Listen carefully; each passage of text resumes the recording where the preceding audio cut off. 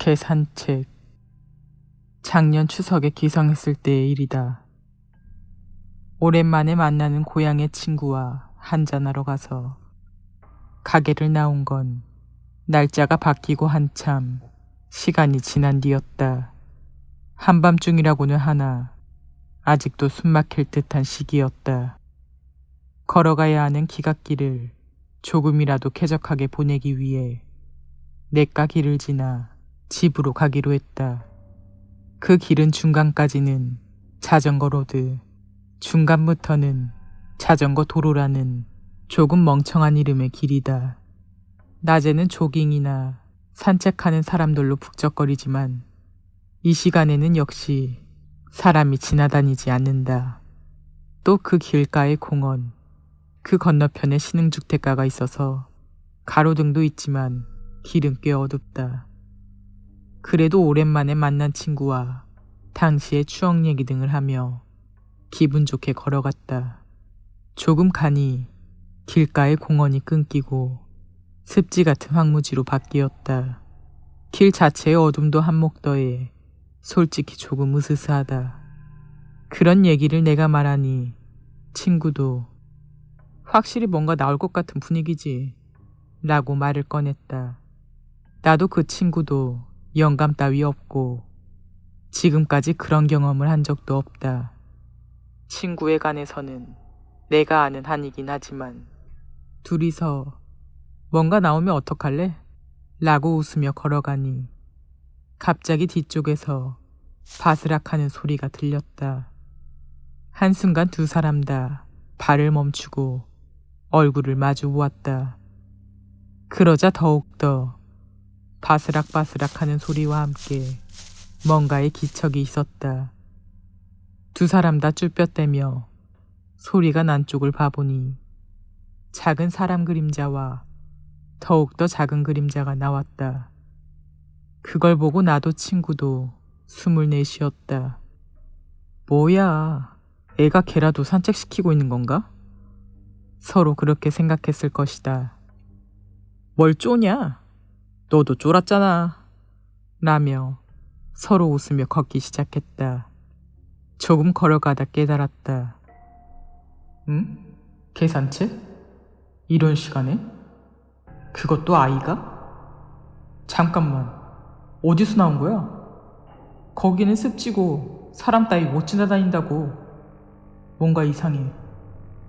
그런 생각을 해서인지 걷는 속도가 떨어져서 친구가 의아한 표정으로 나를 봤다. 내 의문을 친구에게 얘기하니 친구의 표정이 얼어붙었다. 그 표정이 내 의문이 옳다는 걸 긍정한다는 걸 깨달았다.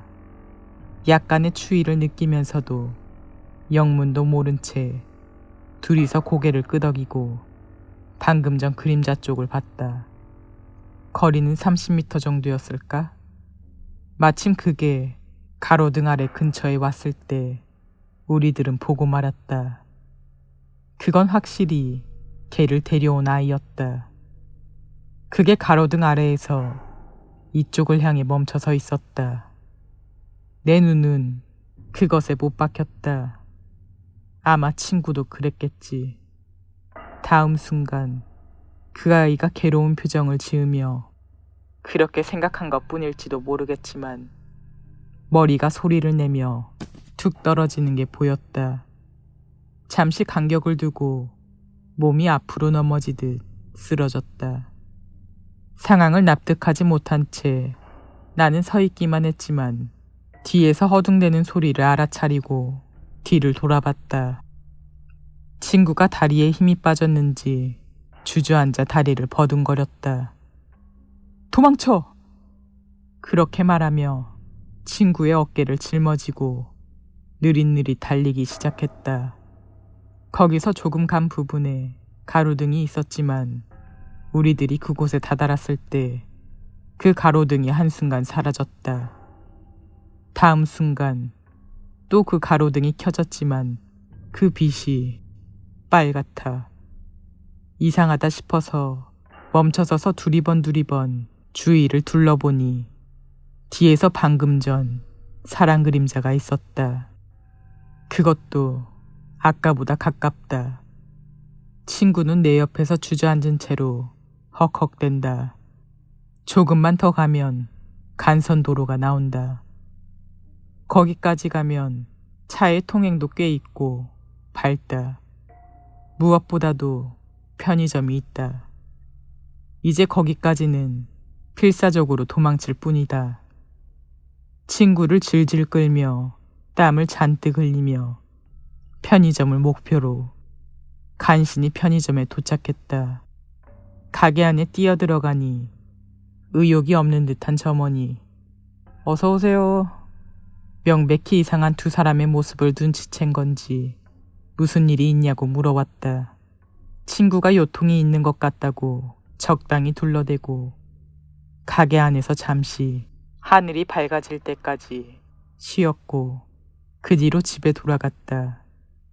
딱히 무서운 일을 당하진 않았다. 기가 후 좀처럼 잠들지 못했지만 그때 옛날에 들었던 얘기가 문득 떠올랐다. 때는 20-30년 전 택지 개발이 시작됐을 쯤에 목이 절단된 아이의 유해가 발견되었던 일이 있었던 모양이다. 그 아이는 계산책 중에 사건에 휘말려서 그렇게 됐다는 거였다. 이 하나의 사건과 뭔가 관련이 있는 것일까? 덧붙여서 이건 후에 알게 된 얘기인데 그 습지의 안쪽에 목이 없는 작은 지장보살이 있다. 지장보살이 있는 건 알고 있었지만 왜 목이 없는 걸까? 그 지장보살은 사건에 휘말린 아이를 위한 것이고 설치된 당시에는 목도 있었던 모양이다. 하지만 설치 후에 바로 목이 없어지고 말았다.